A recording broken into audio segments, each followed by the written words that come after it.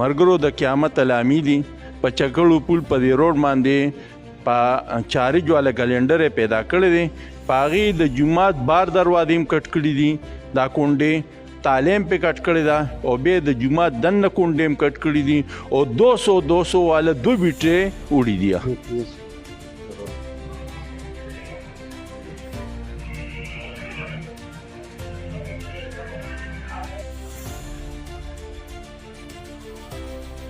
بسم الله الرحمن الرحیم. السلام علیکم. CCI نیوز مدان د طرف ستاسو خوږ ملګری محمد غفران خان.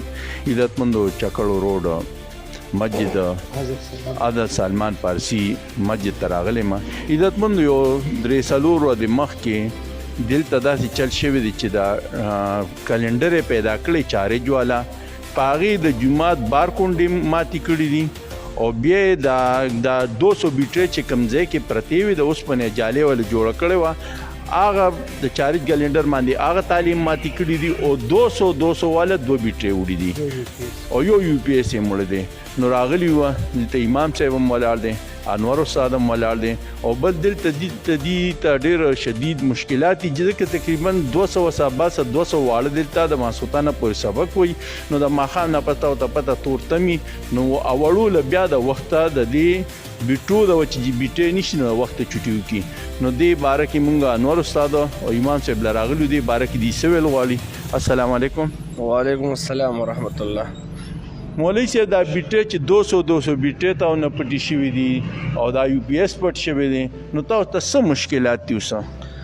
د ټولو نه اول خو زه تاسو ته هرکلی وایم او الله یې ستاسو ډېر قدر او عزت وکړي چې تاسو زموږ دومره مدد وکړو، زموږ له راغلی او یو خپل قیمتي وخت دا تاسو مونږ له راکړو. د ټولو نه اول خبره ده چې زموږ د دې مسجد دا چاردیوالي چې کوم ده نو دا ښه دنګه ده. موږ سره به خوښه غلاګانې کېدې، بالکل به کېدې، خو موږ په دې دغه چې زموږ دا دیوالو چې کوم دا اوچت دي موږ به بېغمو د دې نه، خو لیکن د الله بنده راغلو او دا بار دا کونډې هم والې کټ کړی. د شپې راغلی؟ د شپې راغلی، بالکل د شپې 12 پر بیلار باندې خلک ځي راځي، خو لیکن هر ټایم 2-2 بجو کې راغلی دی. بیا اولې هغه ګیټ مات کړی دی، د هغې نه مخکې بیا راسې دننه راغلی دی، د لوډ سپیکر الماري یې ماته کړې ده. حالانکې د هغه چابیانو صرف ماته فتح ده او د استاد ته فتح ده. هغه چابیان یې راغوستې دي. د دغه ورځو یو څو ورځې بعد زموږ سره د وړو ختمونو د سربندي وه، نو هغه په دې ته مو ته پته وه چې دې کمره کې دې د ختمونو پیسې پرتې دي، خو لیکن زموږ خوشقسمتي دا وه چې چا پیسې مونږ وړې وې کور ته او دلته کې مونږ نه دي پرېښوستې.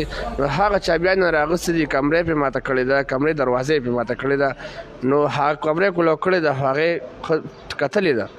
بیا د هغې نه بعد راغلي د UPS پنجره چې کوم ده هم مضبوطه پنجره ده، هغه خپلې خواشیز باندې ماتېږي هم نه، بیا هغه ماته کړې ده.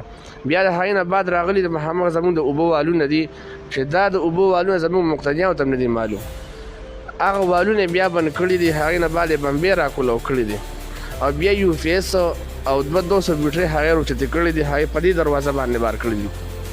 د هغې نه موږ ته ډېر زیات مشکلات دي. مشکلات دا دي چې یو خو دلته کې 2 غنټې لوډ شیډینګ وي، 1 غنټه بجلي وي، نو زموږ سهار مونځ هم په تیاره کې وي، زموږ ماښام مونځ هم په تیاره کې وي، زموږ ماسپښین مونځ هم په تیاره کې وي. دویم د ټولو اهم مشکل موږ ته دا چې زموږ دا واړه 3 بجې راځي ماسپښین مانځه پورې ناست وي. د هغې د وجې نه اوس موږ چوټي چې کوم دی ماښام کوو، ځکه د ماښام نه بعد تیاره وي او په هغې کې سبقونه کېږي نه او واړه هم اکثریت تیارېږي، نو موږ ته ډېر زیات مشکل ده په دې باندې.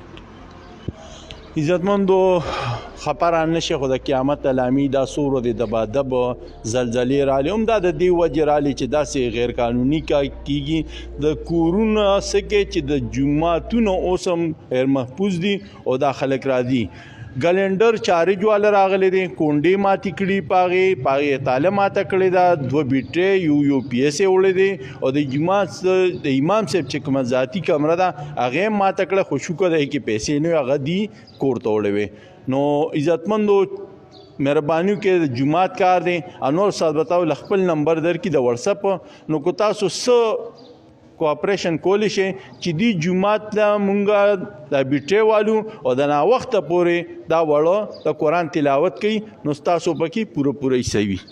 بسم الله الرحمن الرحیم. چیرمن صاحب، ستاسو د ملګري زه ډېره شکریا ادا کوم او د زړه د کومې نه ادا کوم چې تاسو مونږ له راغلئ او زمونږ په دې غم کې چې کوم دی نو شریک شئ. دا یو غم دی، یو فکر دی، ځکه دا ماشومان دي په تیاره کې دا اوس ناست دي، دلته چې کوم دی نو صرف دا ماښام مونځ چې کوم دی د هغې بانک دپاره هغه مونږ په لوډ سپیکر وایو، نورو بانکونه چې کوم دی هغه مونږ بغیر سپیکر وایو.